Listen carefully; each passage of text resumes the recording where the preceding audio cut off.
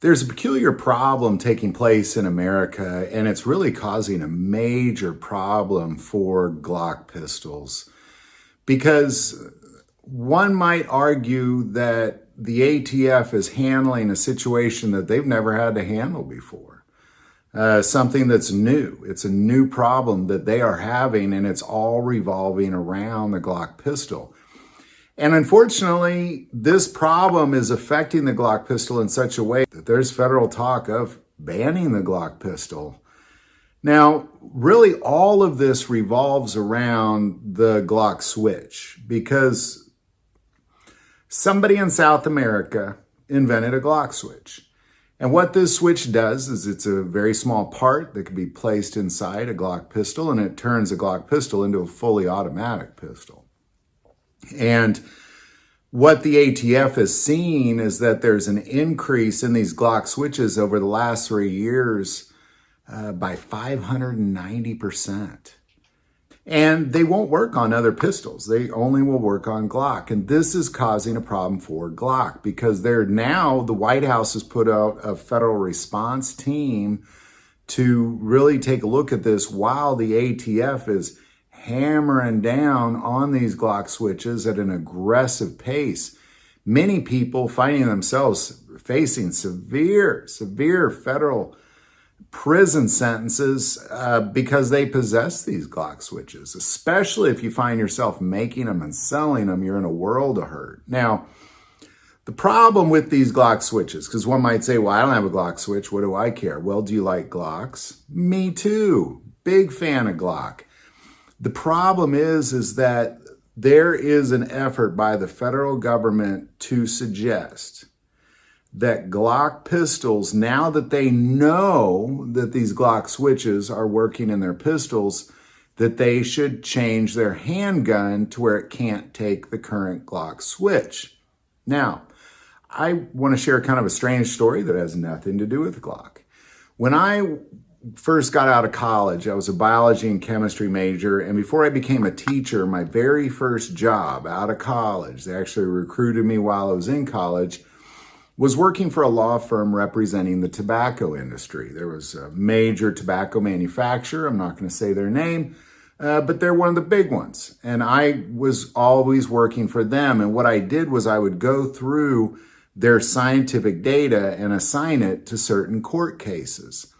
Now, something I discovered is during that time as I kind of became a tobacco analyst over that time, but so I can tell you a lot about the tobacco industry, but one thing that I did learn, and this is back in around 1999, when there was just a ton of lawsuits coming against the tobacco company, there was one particular aspect of it where their paper would not go out. So like if I lit a cigarette, and I just set it in an ashtray, it would not go out. It would continue to burn. And what was happening was they were proving in court that these tobacco companies knew that it wouldn't burn, that it wouldn't stop burning because it makes you go through more cigarettes. And that people then were falling asleep with their cigarettes and their houses were burning down. Well, there was this company that invented this rolling paper that was banded. Where after, goes through a few bands and then it goes out. Like if you don't smoke it, it's going to go out.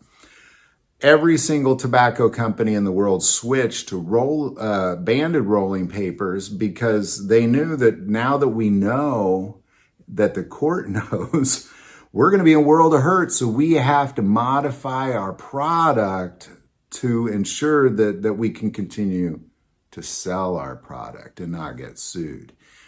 And this is something that Glock is facing. And so again, sorry about the long story, but this is the same thing. Glock is faced with a situation where, according to the White House and according to ATF, they now know that their product can take this switch, which they didn't invent the switch, but because they know now that these things can be placed in their gun and turn them into fully automatic, that they are now liable if they don't modify their handgun. So I believe that Glock is going to have to modify their handgun, or eventually it's going to lead to some sort of a ban or tons of lawsuits at the very least.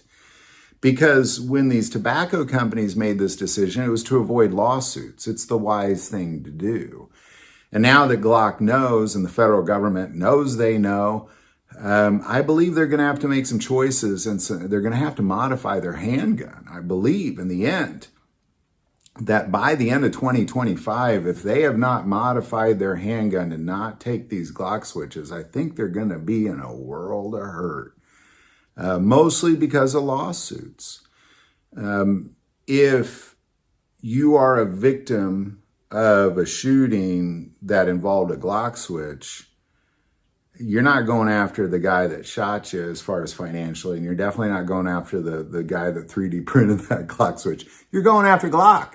You're going after where the bread is, where the money's at, and that's where it's at, and that's what's beginning to happen. And that's something that Glock is just going to have to open their eyes to and accept.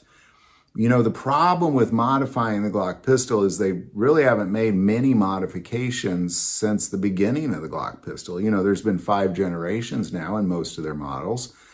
But it's kind of like when Ruger had the Blackhawk, and they were, if you look at the older Blackhawks, they had 3 screws in the side of them.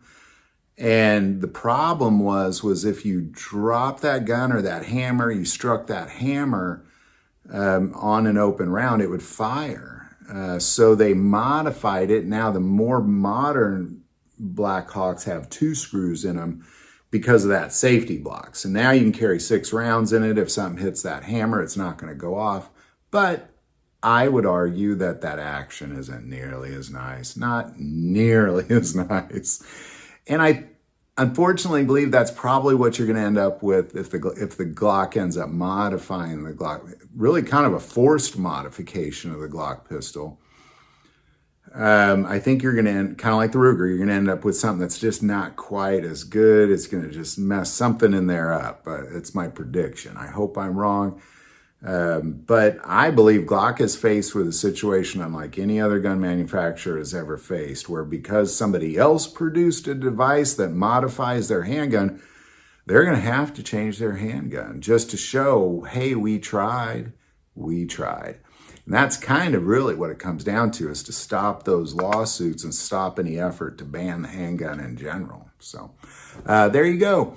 Any thoughts or insight on any of this, definitely put it below. Do want to take a moment, since most people watch the channel, hey, they're not subscribers, click that subscribe button. It greatly increases the algorithm and our ability to get these messages out. Help us to get to 500,000. That link is below. But the most important part of this channel, we take prayer requests. So please don't ever hesitate to send that in. Thank you for watching this episode of God, Family, and Guns. And as always, love God, love your family, and love guns.